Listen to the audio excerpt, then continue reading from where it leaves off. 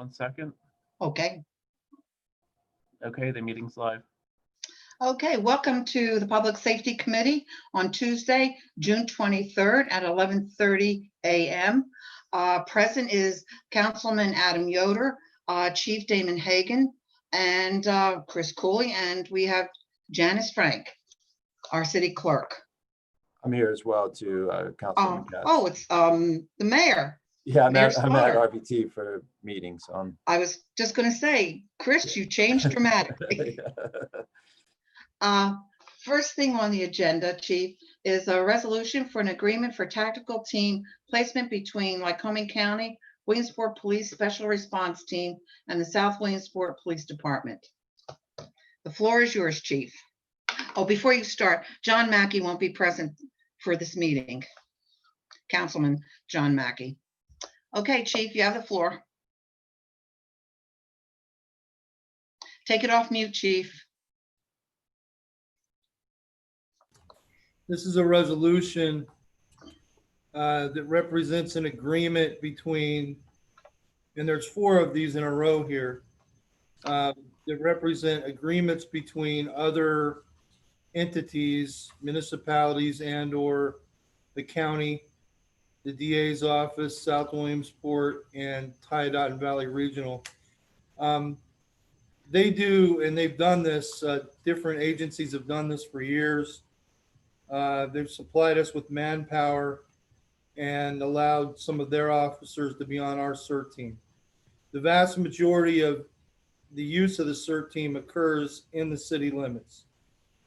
All of their training, I say all of it, all of their regular scheduled 1 day every 2 week training that's required to be on the CERT team is paid by their parent agency. And that was already written in the older version of this agreement. We had a few of these, not all 4, but we had a couple of these at least in the past.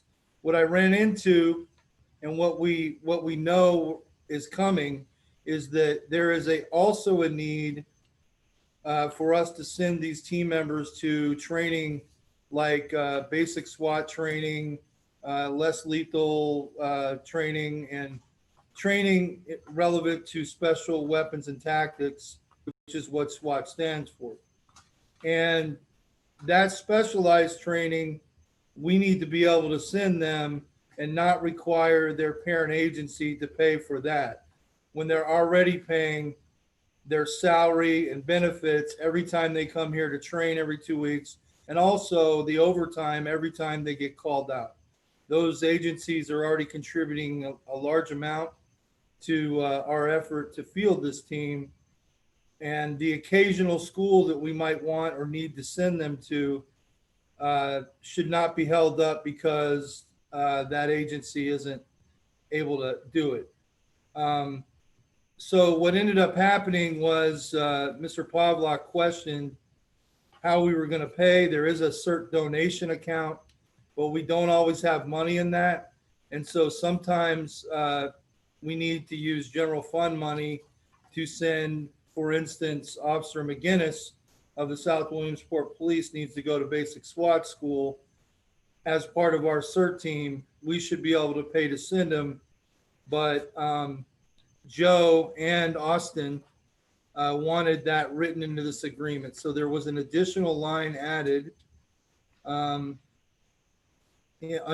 participation. And the line reads, specialized training may be handled at the cost of the city of Williamsport and or the Williamsport Bureau of Police if agreed to between the parties. So that leaves it open where we can use general fund money if we need to, if there isn't enough in the donation account, and or if the DA doesn't want to pay or the parent agency can't pay, then we can still send them when they need it. So that basically represents the change to all 4 of these, and it sets in motion a good working agreement between us and each one of the entities. And again, it's Tydot and Valley Regional, South Williamsport, the DA's office, and the Sheriff's Department. Each one of those agencies has 1 officer on the team. along with several of our own members and medics from the hospital. And that's all I have for that. I'm open to any questions you have. Councilman Yoder. Yeah, so if I understand this correctly, and again, I know this is on the finance agenda, but a bulk of the initial discussion here seems to be around finances, at least in my mind. If I understand the order of delegation, or what have you, for payment, it seems to me that the municipal police department, like in this case, South Williamsport, that is where we would go to first for this training to be paid for. Then the DA's office if they don't have it, and then this donation fund, and then the general fund fourth. Is that an accurate assumption, or am I interpreting that correctly? We can do that. In the past, we haven't. We've used the donation account. The DA has been able to help. To be honest with you, I suspect we may have used general fund money in the past to send them because they're members of the team, but I can't give you an exact case where that's happened. All I know is that when I made the request to send them recently, Mr. Pavlak questioned it and wanted to know where it was written. And so when we looked at it, now the prior language, which is still in there, deals with, and it says, the participating agency should make every accommodation possible to allow its participating officers the opportunity to assist with requests for services and corresponding training at the cost of the participating agency. The corresponding training is that they're referring to there is the 1 day every 2 weeks or the 2 days a month that they're required to do to maintain their membership on the team. It doesn't address, the agreement simply doesn't address specialized training. But yes, in each case, we would be able to ask the parent agency if they could either pay or contribute. We could go to the DA's office, not every single time, but when we had enough notice and stuff to ask for help. And then we also factor into our training plan for the year, for the next year, our regular police training budget, which was $60,000 this year. It was increased by 10,000, and we factor in the needs of the CERT team on that team as well. The issue, like I said, I believe recently came up last year when I was chief, and now we're dealing with it here, or attempting to by making it possible at least to, if need be, use general fund money. But yes, there would be an effort to do it in another way to save the city money in every case. And our CERT guys are aware of that as well. Yeah. No, I mean, this is going to be a common theme, I think, for a lot of the rest of the year and even in the next year, is just making sure that we have ways, the adequate funding to pay for this if it comes up. And frankly, I suspect that, I'm just making an assumption here, I suspect that a lot of the other municipalities like Tydot and what have you are going to be in the same situation that we're in. I mean, I don't know that there is a good answer, but I think from our perspective, it would be good to take that approach to, where feasible, if possible. Tell me a little bit about this donation fund. Like, what is that? I mean, is it literally similar to the canine, like soliciting donations for the canine? It's just for this. It's literally the same thing. It's been in existence for quite some time, hasn't it, Chief? Yes, A lot of yes, years. it has many years. We take in donations. Sometimes people donate money for a specific thing, and then we have to hold to whatever they wanted us to use the money for. Yeah. Sometimes it's just a donation to the CERT account without any specific criteria, and then it goes into the account and it's available for stuff like this. Okay. Is there any money left in the account? Yes, I don't have the exact amount right now. I can get it. We just received a sizable donation in the amount of $5,000. from a local businessman. But again, that donation specifically was to get one of the new CERT officers a vest, which cost nearly $5,000. Yeah. So some of these items that they use are pretty expensive. Yeah. Chief, do you think you could get this for finance? Because I know that question is going to come up in finance. Oh, yeah, I can call up and get the amount. Okay. If it comes up. The question that I have is where, whose insurance is covering these gentlemen, these officers that are coming from other entities?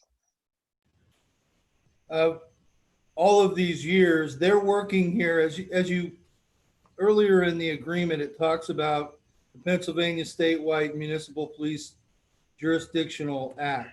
So what we're doing is ahead of time, before they come here to train and before they get called out, under that act, we're requesting their assistance.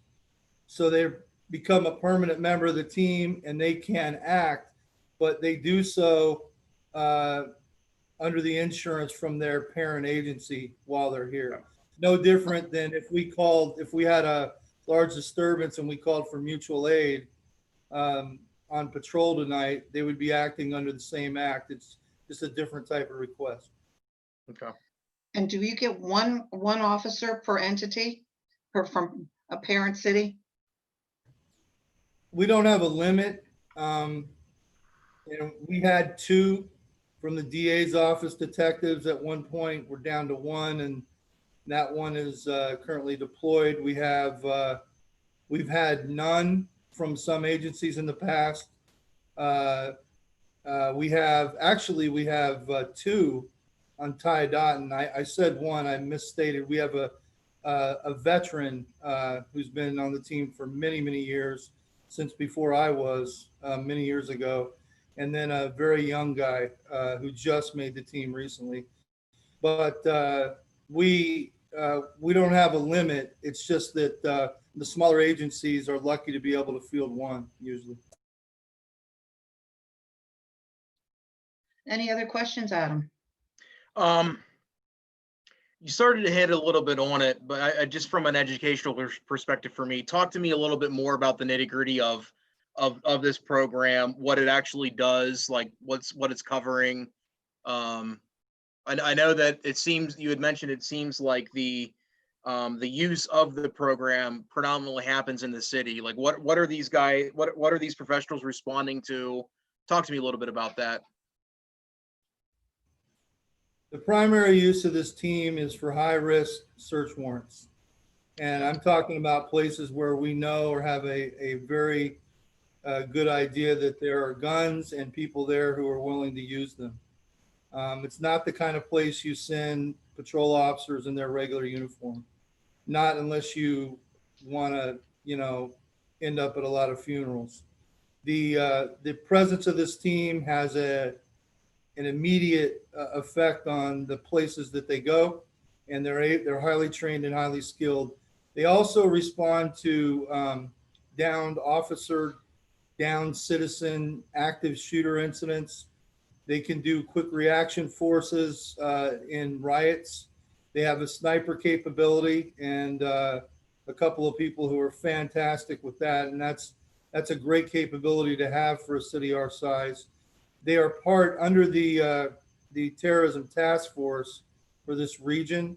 They are part of an 8-county. They're responsible for responding to an 8-county area in this northeastern part of the state, and they team up with the Columbia Montour team under the command of Chief Alan Breach, and those guys train out in the Bloomsburg area. And they're fantastic as well. They actually have a Bearcat tactical vehicle, which is something you'll see on our capital budget. We want to get one here eventually. And so they have the ability to go to barricaded gunman incidents, hostage situations, high risk warrant services. They have special talents where they can respond and deploy gas during riots, and they can snatch prisoners out of dangerous crowds and take them into custody, and all sorts of unique capabilities that, again, if we asked regular patrol officers to do it, it could be much, much more dangerous. So we're fortunate. The team was founded in 1990 by Lanny Reed and some of the old guys back then, and it's stayed true and active ever since. And it's a real prize for us to have. Yeah. No, I appreciate that. That's really helpful, and it's a good asset that we have in the city and really in the region. You did mention that a bulk of the use happens in the city. How often are we using this team to respond to events in the city? I mean, like, how many incidents maybe per month are we running into where we need to use this? Stand by and I'll get you the exact number. Give me one moment.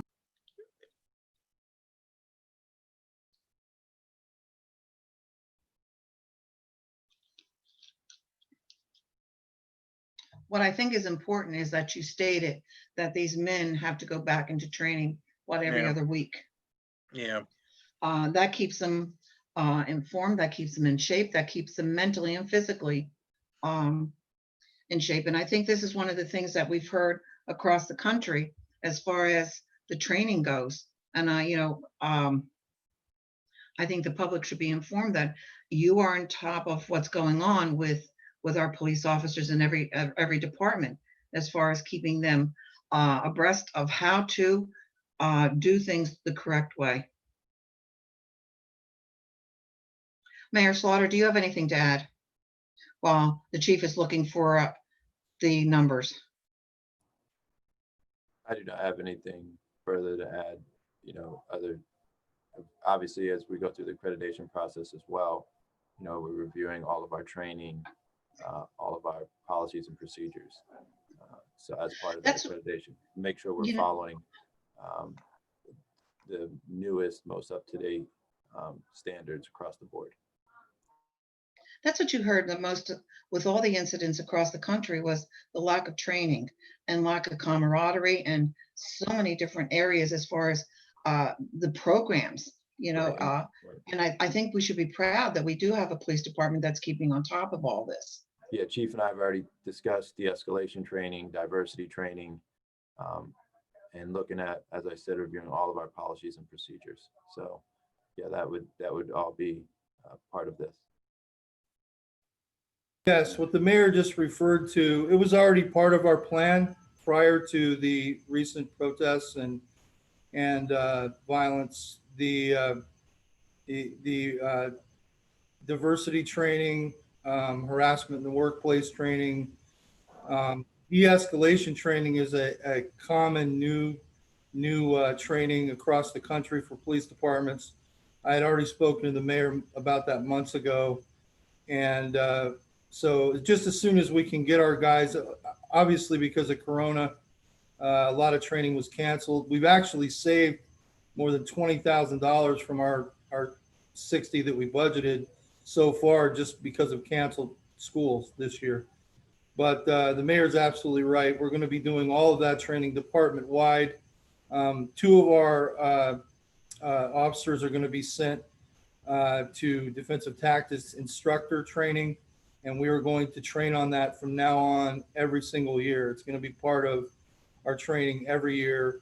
Some of these tactics, people learn them, and then 5-10 years goes by and they never use them, and then they try to do one and they're not trained. You have to stay trained on that.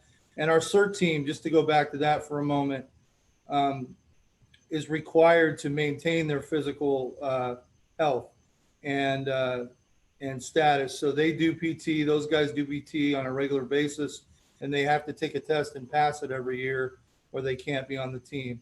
So that they're separate from, it's a volunteer unit, they're separate from the rest of the department. Regular police officers only have to pass a PT test at the beginning of their career, and that's it. But these guys have to do it once a year. So Chief, with I got the number. I'm sorry. what's the Since number? the 25th of July last year, so that gets us to about a year, a little less.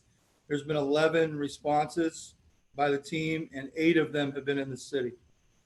Most of them were high-risk warrant services. But there were some other uses of the team. For instance, the murder that happened here on West 4th and Elmira last year, where the guy ran and up to Lock Haven. Our team was requested, and they went up there and handled that very extremely dangerous situation up there. So we have some senior members of the team, the leaders of it, that have years and years, literally decades of experience, and they're very, very good. And some of the younger guys are learning and getting up to speed. We have a lot of good people on the team, and we'd like to keep it that way. And my last thing, not to cut you off, Bunny, sorry. If you don't have to have this now, but if you would be so kind as to have it for finance, just a confirmation of the total amount of people on the team and what the cost is for the biweekly training. If you would, please. Okay, you mean the salary, the cost of salary? Well, no, I mean, so like this is for a training. I mean, this is the tactical. The big thing that sticks out to me is that there's a training component to this that is incurred twice a month for each individual, right?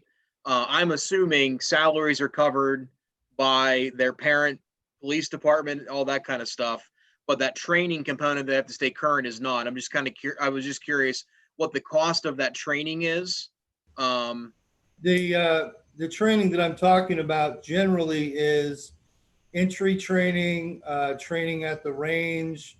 It's not specialty training. The training that I was talking about earlier, specialty training, is when they go away to a school. That's not the same. That's not the every 2 week. Generally speaking, the only cost, unless we are counting ammo and a little bit of gas, is the only cost to their training every 2 weeks, generally speaking, is the salary and benefits. Now, they do go typically once a year. They go away for about a week, or they have the past couple years. But that training was covered. The flight and hotel and everything was covered by a grant, not through the terrorism task force, is my understanding. So again, that was no cost to us. The primary cost, other than the initial equipment, most of which has been provided over the years through the terrorism task force, including their main vehicle, all their vests, bulletproof blanket, and some other things that they have. Most of the cost comes down to ammo and then these specialty schools, and some of the leadership training that the leaders of the team go to. Some of which is covered, like I said before, by the donation account, and then some by the DA, and really the cost has been spread around. Gotcha. Okay. If you have any kind of historical data of maybe like what I guess cost per member of the team has been in the past, I think that would be helpful. Okay. Is there some concern about us having one? I'm just curious. No, I think it's great that we have one. All right. I think it's great that we have one. I would just like to understand what the cost impact is budgetarily. That's all. Okay. Thank you. Any other questions?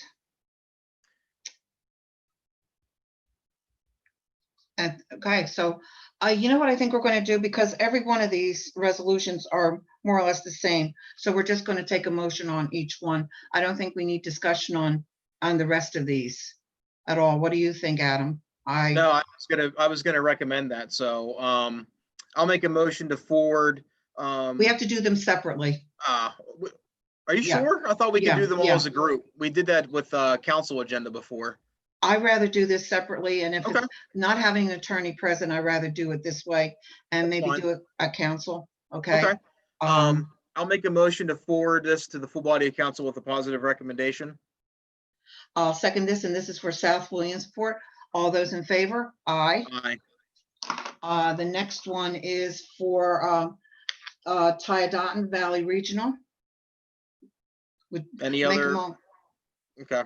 I'll make a motion to forward this to the full body of the I'll make a motion to forward the resolution for Tidot and Valley to the full body of council with a positive recommendation. I second that. All in favor? Aye. Aye. Next one is for the district attorney's office. I'll make a motion to forward the resolution for the district attorney's office to the full body of council with a positive recommendation. Second, all those in favor? Aye. Aye. The last one is for the county sheriff's office. Yep. I'll make a motion to forward the resolution for the county sheriff's office to the full body of council with a positive recommendation. Second that, all those in favor? Aye. Next thing on the agenda is any related items. Chief, I do have a question, okay? With the COVID virus, crime has been down for at least the first couple of weeks. Is it increasing at this point, would you say? And if it isn't, are the police officers that are really not that, and this is going to sound very maybe not intelligent, but if they're not that busy, are they at least walking around the neighborhoods to get acclimated with the citizens in the neighborhoods? Would that not behoove us? They are, as part of our community policing programs that I initiated last year. It's called Park and Walk. Their commanders have been instructed to make sure that they do that, and they do. They keep a safe distance unless they need to get close for some reason, and then they mask and glove up. But they are getting out and talking more, and we're all trying to keep our spirits up with what's going on. It's a tough task right now, given some people's opinions of the police. And so it's a tall order, but they're doing it, and I'm proud of them right now. The community, we have a special, as you know, a special community here. It's a unique city, and our people here, in large part, still have a lot of respect for the police. So we're taking advantage of that, and we're not taking that for granted. And we are getting out and talking more. So it is vacation season right now, so we're finding our shifts, at least on some occasions, at minimum manpower or close to it. Business is picking up because it's getting warm again. In 2 weeks, I'll have the quarterly stats for you, and you'll be able to see all of the numbers. What we saw at the beginning of Corona was a dramatic slowdown in calls, similar to the dead of the winter, almost. And now it's picking up and much more normal. So it's up and down, nothing significant one way or another in terms of this type of crime or that type of crime. We're crossing our fingers. There isn't a lot of violent crime right now. We're hoping that it stays that way. Well, I'm happy that, you're doing the Park and Walk, because I think that's vitally important for our community, that the citizens get to recognize who the police officers are, and especially with the kids that didn't have school to go to. Maybe they were in their yards playing, at least get to know our police department. And it just makes for more of a feeling of being safe, knowing that they're out there. Yes, ma'am. And I think it's really keeping a pulse on what's going on across the country. I think it would be wise for us in the days and months to come to start talking about community policing again. And I mean actual community policing, the kind that I did 20 years ago here in a yellow shirt with a mountain bike and a substation. Costs a lot of money to have people doing that, but the benefit from that, the closeness with the community, the level of trust that is established, what happened back then under the command of Chief Mike Faust was an extraordinary thing, and it affected those of us who did it for our entire careers. So if we are going to hire more people down the road, bit more than we have now, be it with grant money or our own money or both, that program is something that we should all probably be thinking of in the future. Well, with the climate of the country, I think it's vitally important that we keep a lot of this in our back pockets at this point to bring forward, because we've been, I was really proud of the protests that we had in our city, that they were peaceful, that it was, it was done correctly. And I'm really pleased. And I know everybody else was really pleased and proud. Okay. Other than that, Adam, do you have anything? Chief, do you have anything to bring? Anything else to bring? No, just thank you for your support and interest, and we're going to try to get everything that you need and to you as quickly as you can. Sir, I'll have the data for you just as soon as I can. Thank you. We'll see you at Finance, Chief. I need a motion to adjourn. So move. Second, all those in favor? Aye. See you all at Finance. Thank you, Chief. Thank you.